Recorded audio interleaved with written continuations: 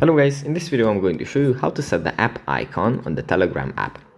But before that, don't forget to subscribe and leave a comment down below, because at 10,000 subscribers I'm going to show you my whole YouTube revenue statistics and growth strategy.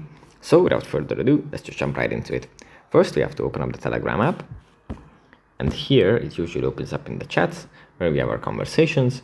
From here we just swipe to the right, tap on settings, then go into chat settings, and then if we scroll down a bit, we find app icon. Here we have three free versions: the default app icon, the vintage, and the aqua. And we have three premium versions: the premium, turbo, and nox. Now we can just select one, and then the app icon is going to change like this, as you can see.